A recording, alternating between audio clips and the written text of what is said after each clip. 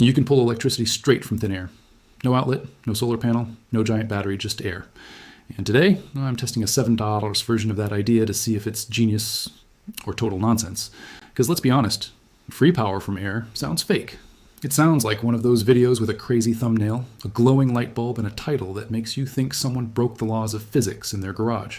But at the same time, if even a small part of it works, that's interesting. Really interesting. Because if a dirt cheap setup can harvest even a little energy from the environment, that opens up a huge question. How much of this is real and how much is just internet fantasy? So here's the plan. I built a simple $7 setup based on the basic idea people keep repeating online. The claim is that under the right conditions, this little system can collect tiny amounts of energy from the air and turn it into usable electrical output. Not enough to run your house, not enough to replace the grid, but maybe enough to light something small, store a charge, or prove that there's actually something happening here. And that's what I care about. Not hype, proof. If this thing does anything at all, I want to see it clearly. If it doesn't, I want to know that too. No fake cuts, no mystery batteries, no trust me bro science, just a real test. Here's the setup. It's simple, almost suspiciously simple. A few cheap components, basic wiring, a small collection point, and an output side where we can actually measure if anything is happening. That's the key right there. Not just hooking up an LED and hoping for a flicker. We're measuring it. Because if you're claiming power from thin air, you need more than vibes. And this is where the whole thing gets interesting. Technically, the air around us is not empty, or there's static charge, humidity, temperature differences, electromagnetic noise, and tiny bits of energy all around us all the time. The real question isn't whether energy exists in the environment. It does. The question is whether this cheap little setup can collect enough of it to do anything useful. That's a much harder test. So before turning anything on, before moving anything around, let's get a baseline. Right now, with the setup sitting still, we're checking the output. And the first reading is basically tiny, very tiny. That's not surprising. If you came into this expecting a miracle, this is the moment reality taps you on the shoulder. Energy harvesting is real as a concept, but usually we're talking about extremely small amounts. So the first number by itself doesn't prove much. What matters is whether we can create a measurable change by adjusting conditions and seeing if the setup responds. Because if it responds, then something real is happening. Now we start testing. First, I'm moving the setup into a better environment. More open air, less interference, slightly different positioning. This is where a lot of these hacks live or die. Because people will show one dramatic result without telling you that the exact condition matters more than the gadget itself. And almost immediately, we get movement. Not huge movement, but enough to notice. The reading climbs. Slightly, but consistently. That matters. Because random noise usually jumps around. This is a shift. A small one, but a real one. So already, that tells us this thing isn't completely dead. The environment is affecting the output. That's step one. Now the question becomes, can we push it further? This is the part I was most curious about because it separates the cool science idea from the clickbait promise. Collecting a trace amount of energy is one thing. Pulling enough to visibly power something is something else entirely.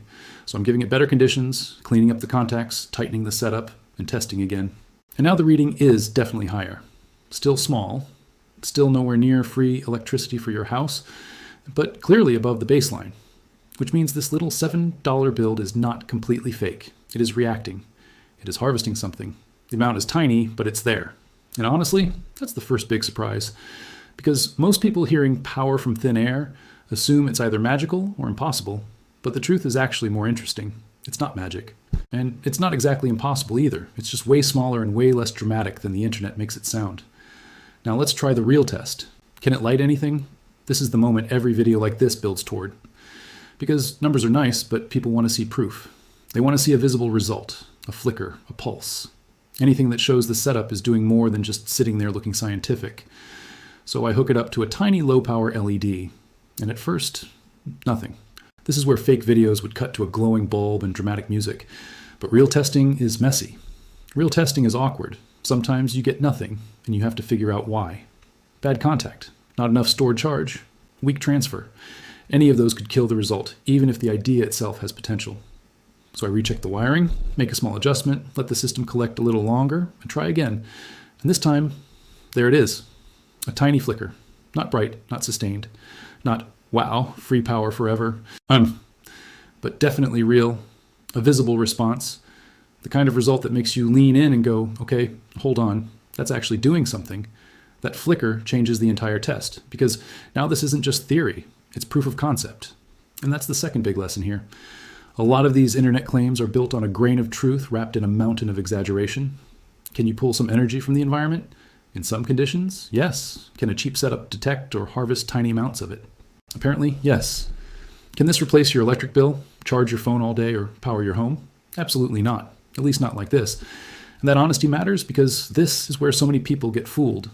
They see a tiny real effect and then inflate it into a fantasy. Suddenly, a weak little science experiment becomes free energy exposed. And that's how bad information spreads. But if you look at this for what it really is, it's still fascinating. A $7 setup, a measurable output, a tiny visible result. That's cool. Now I want to push it one step further. Instead of just checking for a flicker, I want to see if the setup can build and release a charge more consistently over time. So I let it sit longer, monitor the output, and repeat the test cycle. And what happens is exactly what makes this kind of content addictive. You start with a crazy claim, expect total failure, then end up in this weird middle zone where it's not a miracle, but it's not nothing either. The readings continue to move. Small gains, small drops, but the system is definitely alive, sensitive, imperfect, weak, but responsive. And that makes the whole thing more interesting than if it had just failed instantly. Because now the question isn't, does free power from air exist? The better question is, how far could this idea actually go with better design, better materials, and more realistic expectations? That's a much smarter question. And it's probably why people love videos like this, not because they secretly believe a $7 gadget will solve the energy crisis, but because they want to see whether the unbelievable claim has even a tiny piece of truth inside it. So here's the final verdict. Did this $7 trick pull power from thin air? Sort of. Not in the way the wildest titles promise. Not in the end your power bill fantasy way. But in the real, measurable, tiny energy harvesting sense, yes. There was a response. There was output. There was even a small visible result. That means the idea is not pure fiction. But it also means the internet version is massively oversold. This is not a free electricity machine. It's a tiny proof of concept experiment. And once you understand that, it goes from disappointing to actually pretty impressive. Because instead of judging it as a fake power source, you can appreciate it for what it is. A cheap, weird, surprisingly real little energy experiment. And honestly, that may be the most satisfying outcome. Not, wow, unlimited power. But wow, there's actually something there. So the next time you see a video claiming free electricity from air, look closer. Ask better questions. Check for measurements. Check for proof. Because sometimes the claim is fake. Sometimes the result is exaggerated. But sometimes there's a tiny real effect hiding underneath all the hype. And that's exactly what we found here. A crazy idea, a cheap setup, a real test, and just enough truth to make you want to keep experimenting. Now the real question is, what should we test next? Free energy from heat, water, or radio waves?